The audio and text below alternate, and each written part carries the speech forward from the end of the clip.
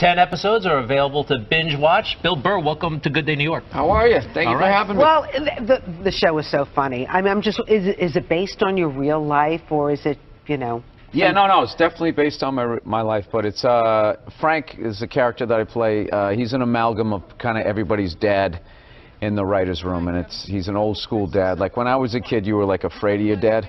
Like he pulled in the driveway, he'd come in the front door, we'd all run out the back door. Right, wait till your father comes home, yes, right? Yes, absolutely. So it's more of that era. It's not this, you know, era now where your kids are like friends with their dad. I was like afraid of my dad. Not in a bad way. Like I just knew that, you know, when he came home that things were gonna fly. Yes, your behavior. We used to shut the TV off and like pick up books, pretending to be like reading. And I remember he used to like, you know, if he was in church, he had like the loudest snap. And if you guys were talking too loud, he just bam like that, and everybody just shut up, and then you knew you were going to get it later. You mean get it? You know, it's fun. You get on stage, you talk about topics that are kind of taboo, but you make them really, really funny. So your Christian background is part of the show. Or yes, and I wanted episodes. to talk to you about Jesus after this. Well, the only reason why I bring it up is some people thought maybe you went a little too far. You know. As far as what? Well, they thought that maybe you were being disrespectful to the Christian religion. Who did? I'm telling you, you need to Google. Oh, good Lord. So did you feel you were being disrespectful, or just you were just having fun with some of the crucifixes and stuff like that? I don't even know what I mean, we did maybe 2 jokes about that. Yeah, exactly. Don't you think the Catholic Church went a little too far? More so than my cartoon. All right, listen. A couple of jokes. I know this is a morning show. You can't bring up all those crimes. You know what? Technically, they just sort of kept moving them around. You know, like those killer whales at SeaWorld. After it kills a trainer, they'll then move it up to Seattle. They don't give them their background.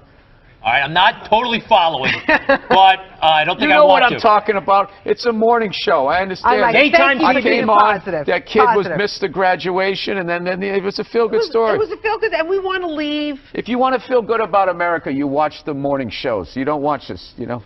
And we were joking earlier. If that kid's story about the graduation was late night, that would have been a whole different story. What do you think? He's still missing. We can't find him. All we found was his hat. But you watch in the morning. It's great. It all worked out. He got his own personal graduation. Like, I was in such a great mood. Look how yellow this couch is. It's like the sun.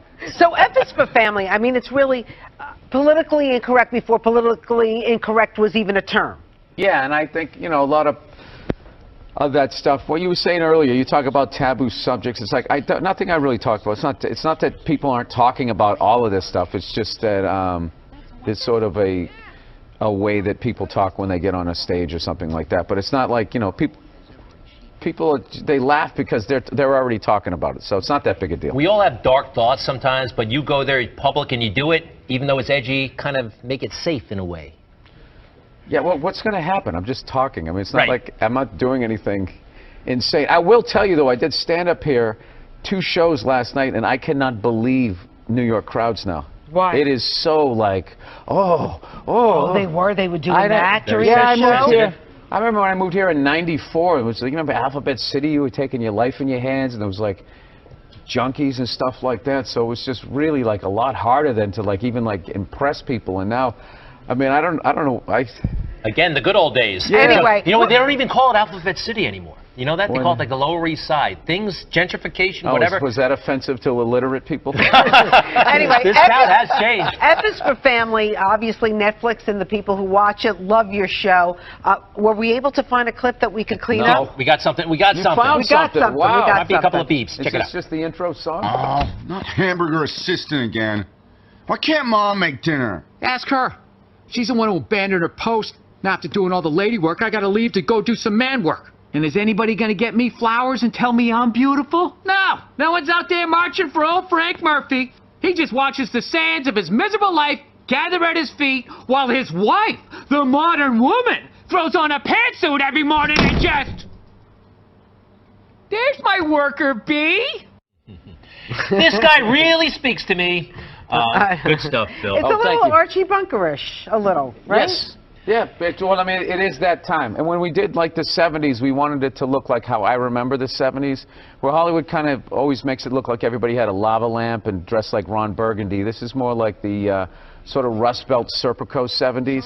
Like, you know, anytime you see a movie about like the 70s, everybody has a car from the 70s. It was like there was, you know, people didn't have money.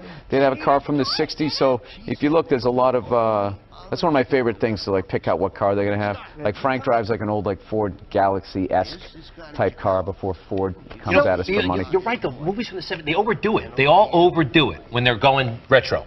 Right? Well, they make it seem like when the Pacer came out, like everybody thought that was a good-looking car. It was a weird car. With the big window? Yeah, me and my mother looked at it. That is the ugliest piece of you-know-what I've ever seen in my life. But they made it seem like everybody in the 70s had like a lava lamp and thought that was a good-looking car.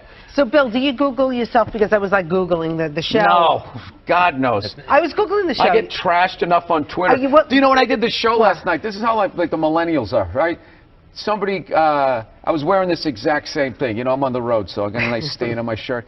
So I was wearing this exact same thing. I go on Twitter, and somebody wrote, you know, Bill Burr last night dressed like an out-of-shape Jerry Seinfeld. What? So, like, yeah, I wrote back. I can't say what I wrote back. I wrote back. You did? You're so-and-so. Yeah, it's like, why don't you heckle me when you're there? But why would you even respond on Twitter? Everybody is sassy online, not in your face. Sassy. Why? Exactly. This is New York. Back in the day, I would walk on stage. Someone would have said that, and I would have had to fight my way out of it, and it would have been a tough set. And this person's just, everything's like so covert now.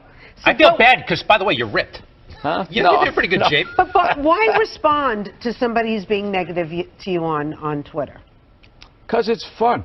I like going back and forth, and then you can usually. Well, this is my deal. If you actually have a picture of yourself, then I'll go back and forth. But if you just have like the little egg thing there, like those, you know, 2 followers, then those people, it's like you just came up with an account or whatever, or you just go around trash people. To me, that's like a cowardly thing. But like, you know, if I can see you, you know, and you're out of shape, or maybe you're ugly or something like that, I'll go right for it. I'll get real childish. Growing up, by the way, with the mother with the hairbrush and the dad, where was that? Where'd you grow up? I grew up outside Boston, Massachusetts. The safe suburbs of Boston, Massachusetts. Because ever since Good Will Hunting, everybody thinks, you know, you grew up in Southie and you stole cars and you asked people about apples. They overdid it too, didn't they? Yeah. Let me ask you about your Christian background. No, nobody overdid Southie back then. Like, I'm just saying I was not that, you know.